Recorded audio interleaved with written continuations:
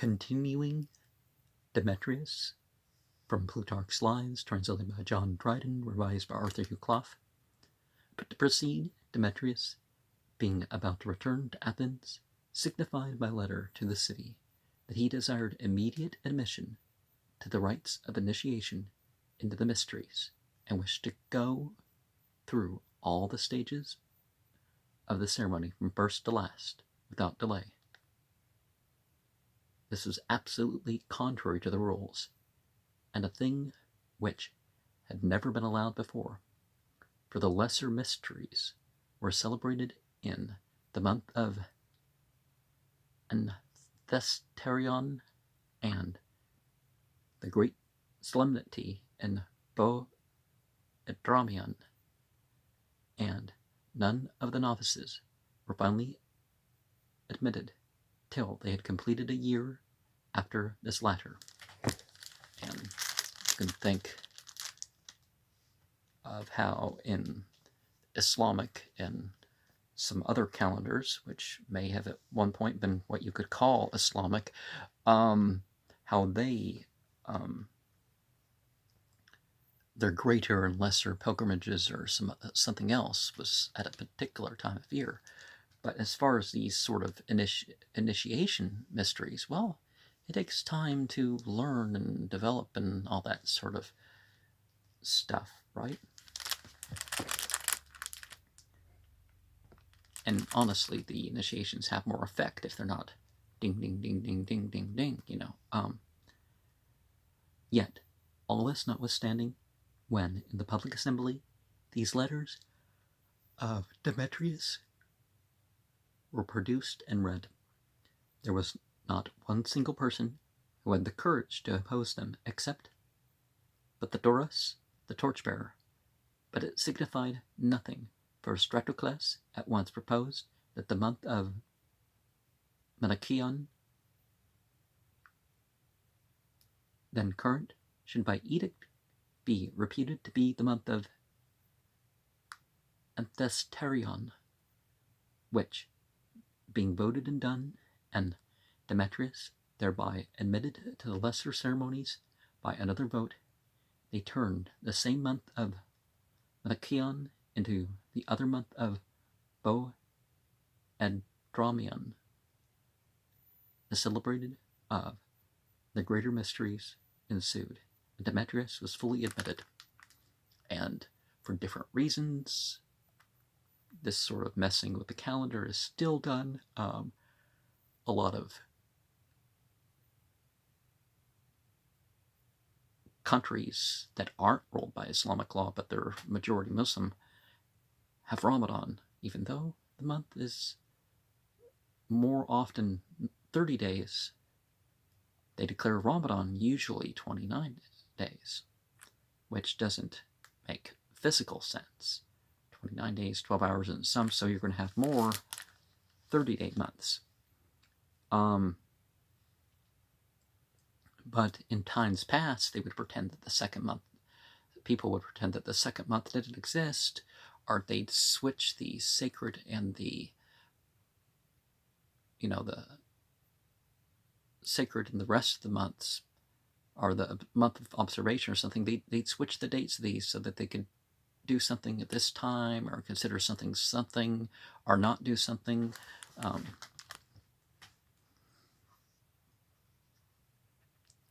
And the Jews had different calendars, not because they had different prophets, but saying different things, but they had different calendars because the clergy were always deciding something else. Well, not always, but you know what I mean. I don't even remember the number. It's more than a few different variations on their calendar.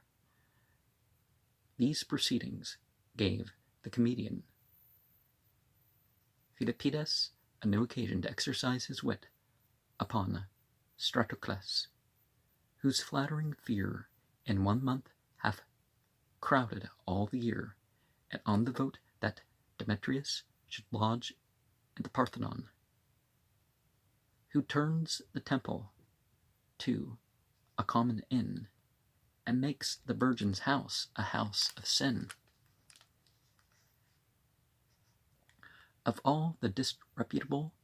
and litigious acts of which he was guilty in this visit, one that particularly hurt the feelings of the Athenians was that, having commanded that they should forthwith raise for his service 250 talents, and they to comply with his demands, being forced to levy it upon the people with the utmost rigor and severity, when they presented him with the money, which they had with such difficulty raised as if it were a trifling sum, he ordered it to be given to Lamia and the rest of his women to buy soap. The loss, which was bad enough, was less galling than the shame, and the words more intolerable than the act which they accompanied. Though indeed the story is variously reported, and some say it was the Thessalians and not the Athenians who were thus treated. Lamia, however, accepted contributions herself to pay for an entertainment she gave to the king, and her banquet was renowned for its sumptuosity, that a description of it was drawn up by the Samian writer Lynceus. Upon this occasion, one of the comic writers gave Lamia the name of the real Hadapolis, and Democharis of Sully called Demetrius Muthus, because the fable always has its Lamia, and so had he.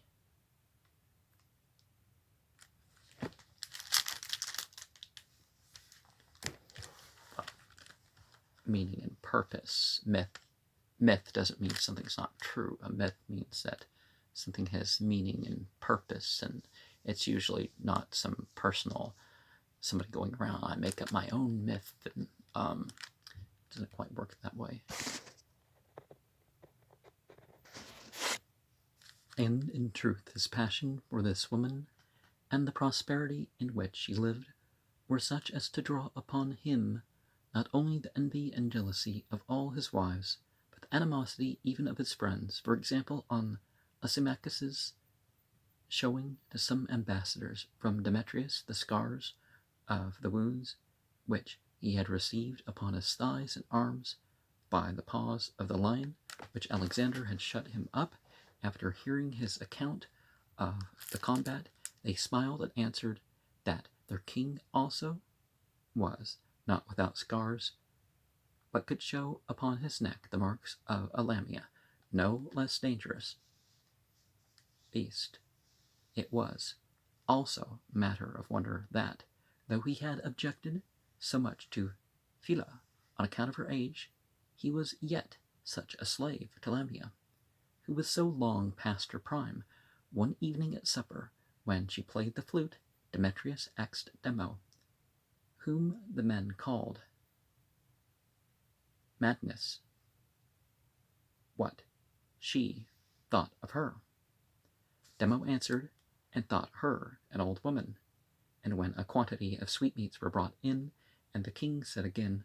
see what presents I get from Lamia. My old mother, answered Demo, will send you more, and if you make her your mistress. Another story. I'll send you more if you make her your mistress. Okay. Another story is told of a criticism passed by Lamia on the famous judgment of Bachoris. Well, certainly, women are married sometimes because of how good they are at cooking, and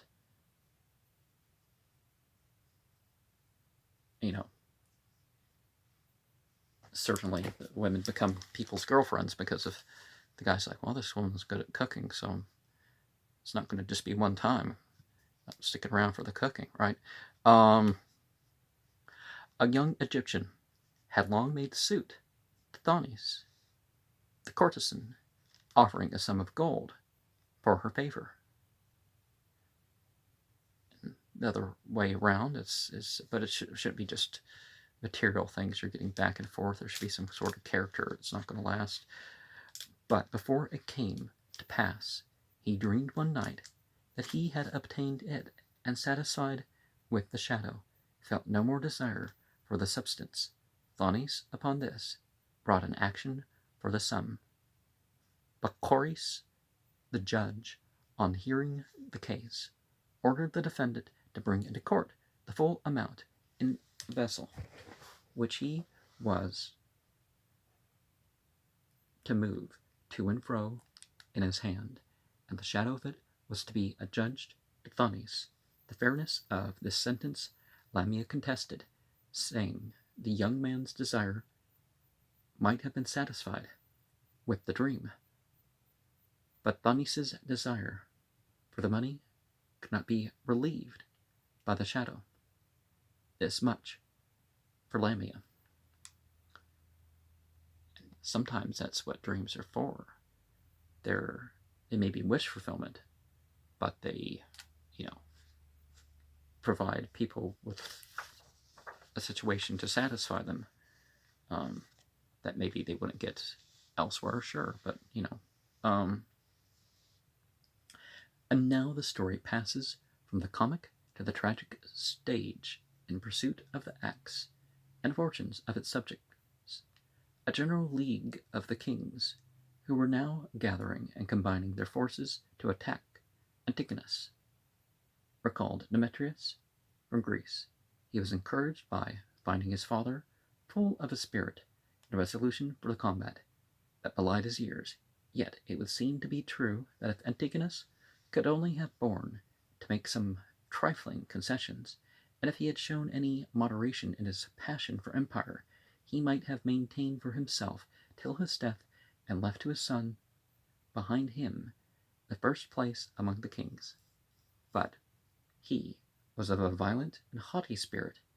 and insulting words as well as actions in which he allowed himself could not be borne by young and powerful princes, and provoke them into combining against him. Though now, when he was told of the confederacy, he could not forbear from saying that this flock of birds would soon be scattered by one stone and a single shout. He took the field at the head of more than 70,000 foot, and of 10,000 horse, and 75 elephants. His enemies had 64,000 foot, 500 more horse than he, elephants to the number of 400, and 120 chariots. On their near approach to each other, an alteration began to be observable. Not in the purposes, but in the presentiments of Antigonus, for whereas in all former campaigns he had ever shown himself lofty and confident, loud in voice and scornful in speech, often by some joke or mockery on the eve of battle, expressing his contempt and displaying his composure, he was now remarked to be thoughtful, silent, and retired. He presented Demetrius to the army and declared him his successor, and what every one thought strange then all was that he now conferred alone in his tent with Demetrius, whereas in former time he had never entered into any secret consultations, even with him, but he had always followed his own advice and his resolutions, and then given out his commands. Once when Demetrius was a boy, and asked him how soon the army would move, he is said to have answered him sharply, "Are you afraid lest you, of all the army, should not hear the trumpet?" There were now, however, inauspicious signs which affected his spirits. Demetrius, in a dream, had seen Alexander, completely armed, appear and demand of him what word he intended to give in the time of the battle, and Demetrius answering that he intended the word should be Jupiter and victory.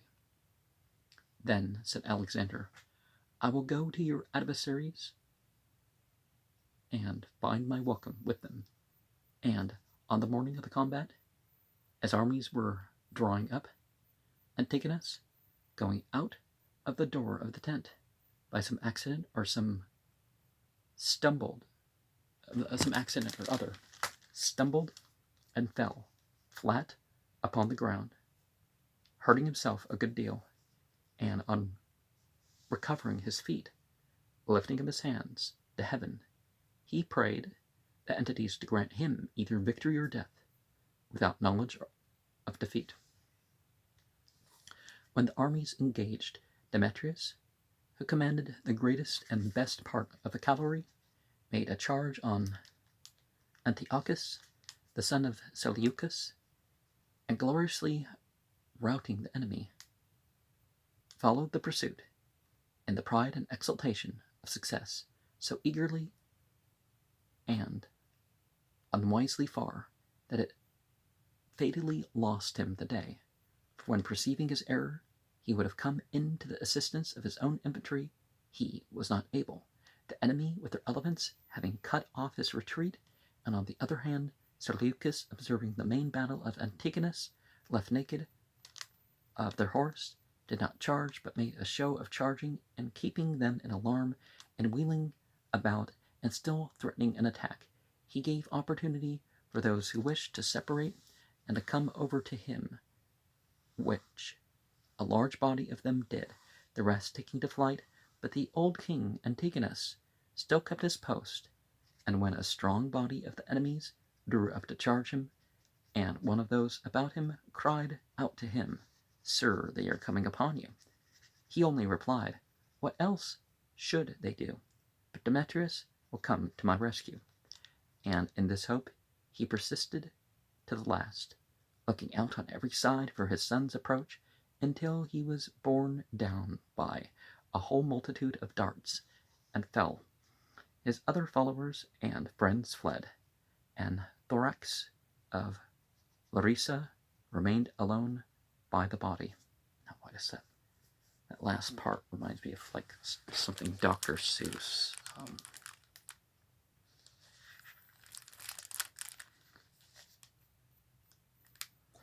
The battle having been thus decided, the kings who had gained the victory,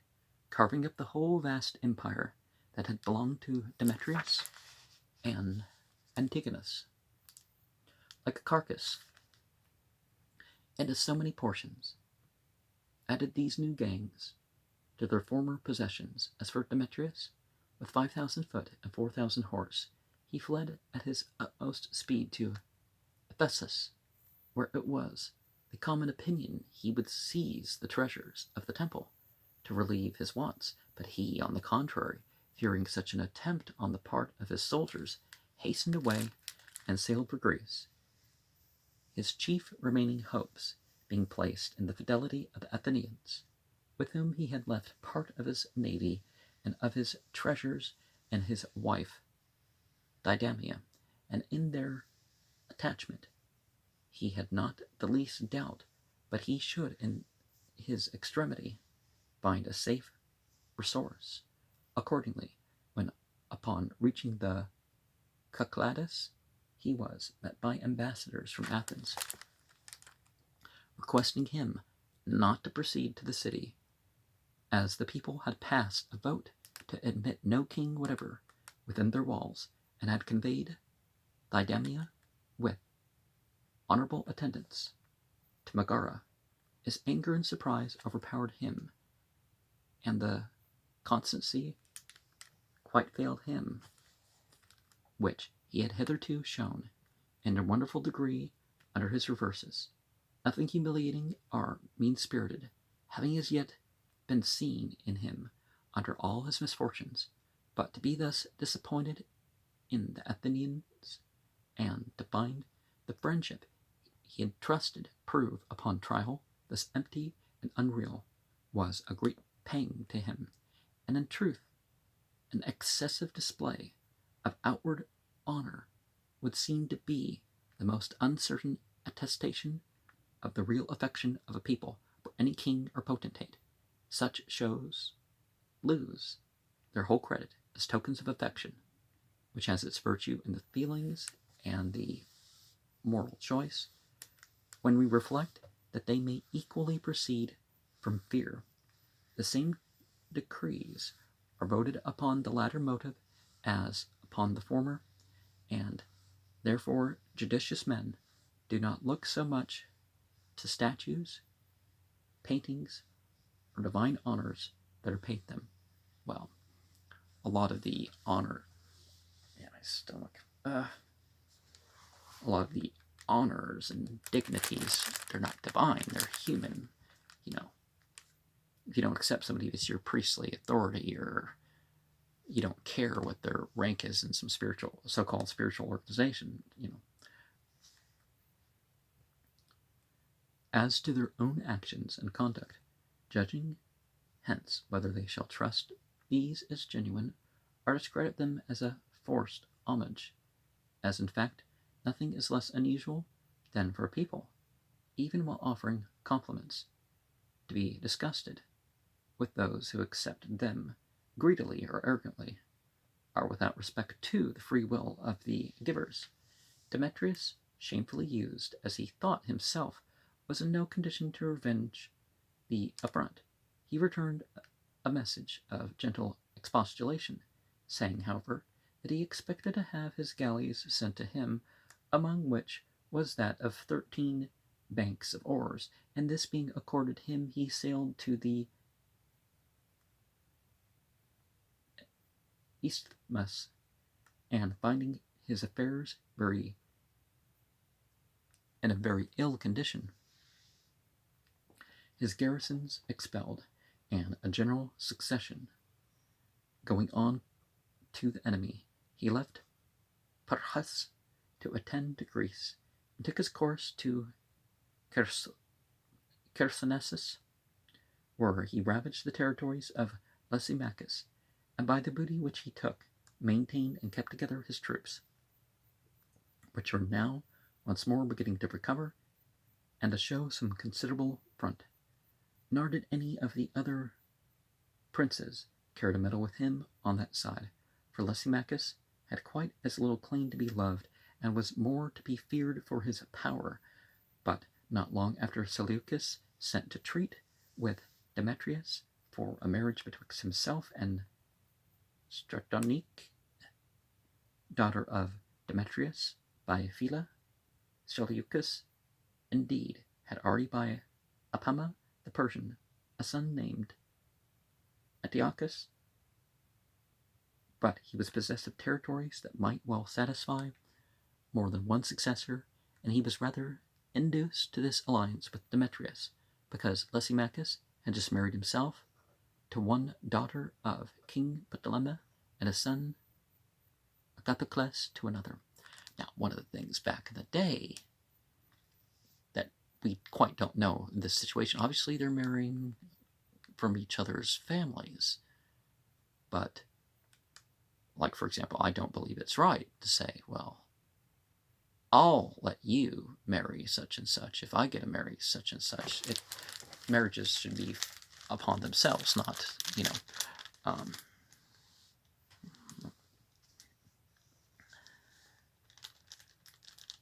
I was over having the stomach aches, but Demetrius, who looked upon the offer as an unexpected piece of good fortune, presently embarked with his daughter, and with his whole fleet sailed for Syria, having, during his voyage, to touch several times on the coast. Among other places, he landed in part of Cilicia, which by the apportionment of the kings after the defeat of Antigonus was allotted to Plutarchus, the brother of Cassander. Plutarchus, who took this descent of Demetrius upon his coasts as an infraction of his rights, and was not sorry to have something to complain of, hastened to expostulate in person with Seleucus for entering separately into relations with Demetrius, the common enemy, without consulting the other kings. Demetrius, receiving information of this, seized the opportunity and fell upon the city of Quinda, which he surprised and took in it 12 100 talents still remaining of the treasure.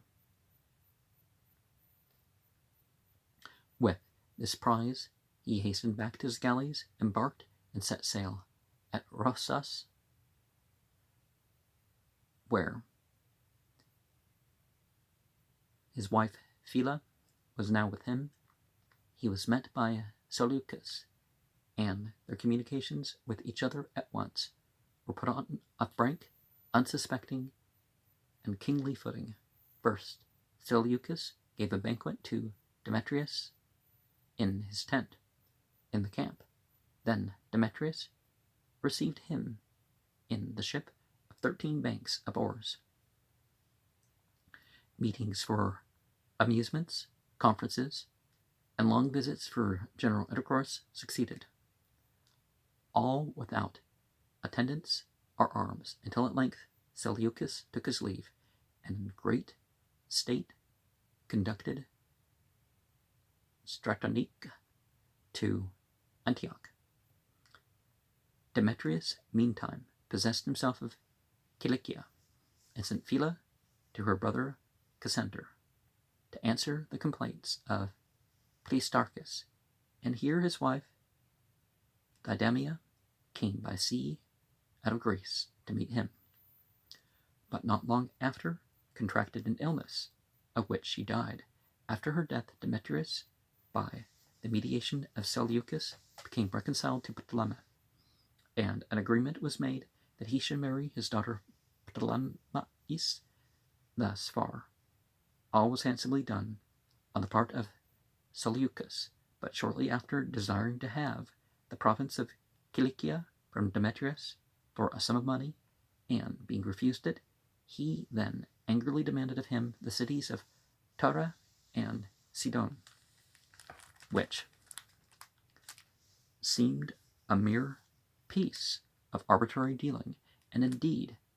an outrageous thing, that he, who was possessed of all the vast provinces between India and the Syrian Sea, should think himself so poorly off as, for the sake of 2 cities which he coveted, to disturb the peace of his dear connection, already a sufferer under a severe reverse of fortune. However, he did but justify the saying of Plato, that the only certain way to be truly rich is not to have more property, but fewer desires. For whoever is always grasping at more avows that he is still in want, and must be poor in the midst of affluence. But Demetrius, whose courage did not sink, resolutely sent him answer that, though he were to lose 10,000 battles like that of Ipsus, he would pay no price for the goodwill of such a son-in-law as Seleucus. He reinforced these cities with sufficient garrisons to enable them to make a defense against Seleucus, and receiving information that Achares was taking the opportunity of their civil dissensions, had set himself up as a usurper over the Athenians. He imagined that if he made a sudden attempt upon the city, he might now, without difficulty, get possession of it. He crossed the sea in safety with a large fleet, but passing along the coast of Attica, was met by a violent storm, and lost the greater number of his ships, and a very considerable body of men on board of them. As for him, he escaped, and began to make war in a petty manner with the Athenians, but finding himself unable to effect his design, he sent back orders for raising another fleet, and with the troops which he had, marched into Peloponnesus,